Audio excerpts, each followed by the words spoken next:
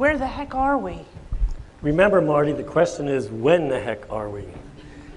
I don't know. It's 2025, but it sure doesn't look like the shuttle parking lot we departed from. Looks like some sort of future health center.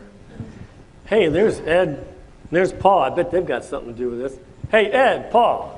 Doc. Hey, Ed. Good to see you, man. You don't look a day over 40. Oh, I mean, gosh, I'm 70. But you haven't aged a day. What's up with you? Taking care of myself. Take care of yourself, yeah? That's good. What's going on? How did this happen? How and when are you here? What is this? Well, hey, do you remember back in med school when I postulated time travel? Yeah. Yeah, well, we're here. In the future here. Well, I get it, but how did you... Well, you know what? When it's more private, I'll get you caught up. But for right now, tell us about the future. What's going on? What is it, all this? Okay, well, first of all, you're not wearing glasses. Everybody wears glasses. Can't you see? Everyone has glasses. You may remember these from the 80s. We brought them back. Yeah. Okay. Actually, so... but put them on? Yeah, put them on and look around. One of the first things you'll notice is that there's lots of data, okay? And this data, in the way back when, in 2013, we used to think big data in healthcare was all about the electronic health record. We thought it was the patient data that we collected in our institutions and gathered there. But in reality, we learned that that things like Twitter, Facebook, the comments that people post there, people posting on blogs, actually that data was much more valuable. Where do they live relative to a check cashing place or a bus route may mean more to their healthcare. So knowing that now, we really have re-envisioned what big data is.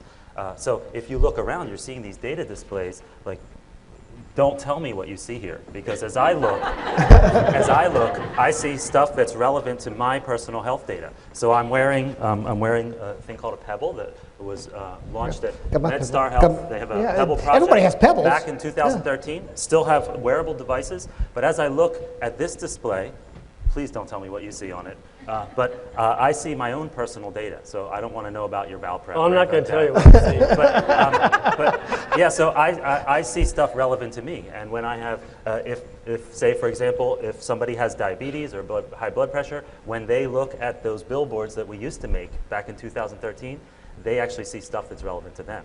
So it might be videos, might be education materials, those sort of things. So it's pretty remarkable. Yeah, and it's not just the clinical information. It's the we really back in 2013. Remember we talked about patient-centered and all that kind of stuff. We thought we knew what we were talking about, but we've kind of blown that out of the water. It's Yeah. As you can see, as you're watching me, you can probably see my emotions. You can see how I feel, can't you? In the glasses, yeah. The glasses have a screen that allow you to detect the emotion of the person you're talking with. He's lying. I'm not lying. You saw that too? There are lie detectors. No, it's not. No. So, and what this does is it completely shortens the feedback loop.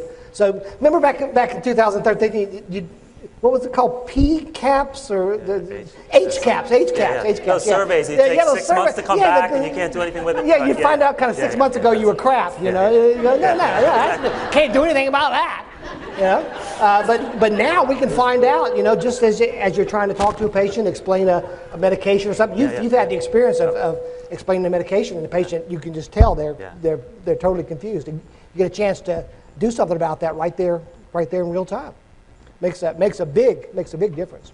Yeah. Can you tell if they're lying too? Yeah, no, you can't tell if they're lying. It's just emotion. It's just the experience, the feature of experience. Yeah, and you know about how nurses and doctors have changed. But what we used to call them in 2013, start with P, providers. Remember that arcane term, providers. Now of course they're coaches. Because what we realized is that actually the patient could take care of themselves. And in fact, remember we used to talk about discharge, like we flushed them out, some sort of thing you wipe away. Yeah, discharge. No, God, there's no such thing as discharge anymore because the patient is taking care of themselves before the episode and during the episode and after, and we're there to coach we don't provide. It's such a paternalistic. It was such a paternalistic concept. We just kind of did away with the whole language of providing. It's coaching, it's helping, it's all that. So it's all very personalized in the patient experience. Yeah. Wow. It's MedStartopia, actually. It is MedStartopia. MedStartopia. I'm still trying to figure out. I'm still trying to figure out how you look like you're just 40 when I'm 70. Hey, we're from 2013. Is that what you came in? Yeah. Okay. It looks like an old MRI tube. Look at that. What is that? That's what. Good. That's exactly what it is. Back in the day. I don't get that at all. You want a demo?